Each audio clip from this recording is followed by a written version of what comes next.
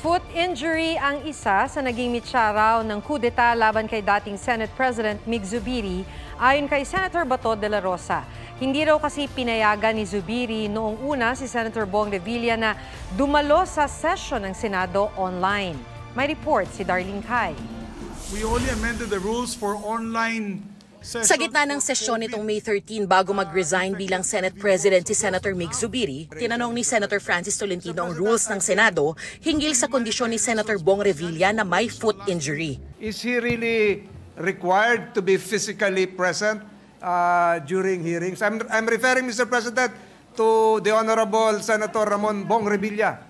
Lagi ko po nakikita rito na may dala, kulang na lang po, wheelchair. The rules is very explicit. We only amended the rules for online sessions for COVID-infected individuals or those that have contagious diseases. He attended a political party rally in Manila Polo Club, was seen by everybody standing beside our president, and therefore he seems fit to be able to join us, and he joined us last Wednesday. No, hindi po tayo nagpapaawa dito, no? Sino ba namang gustong umabsent dito?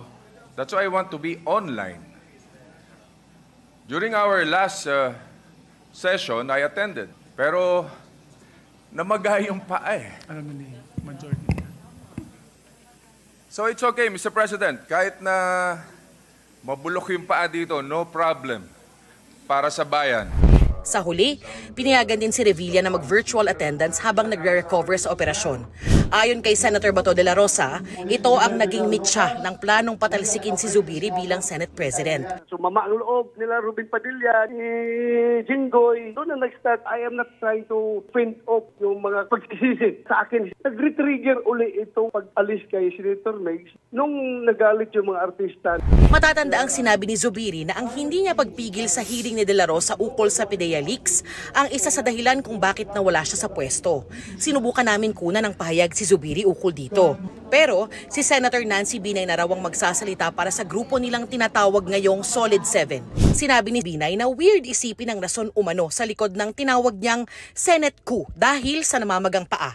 Sabi naman ni Revilla sa GMA Integrated News, bago pa ang diskusyon sa kanyang injury, marami na raw problema.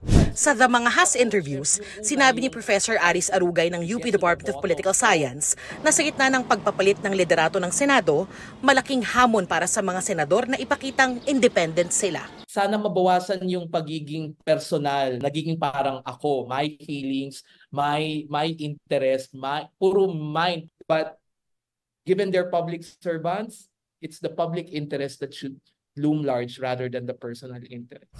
Darlene Kai, nagbabalita para sa GMA Integrated News. Huwag magpahuli sa mga balitang dapat ninyong malaman. Mag-subscribe sa GMA Integrated News sa YouTube. Sa mga kapuso abroad, subaybayan nyo kami sa GMA Pinoy TV at sa www.gmanews.tv.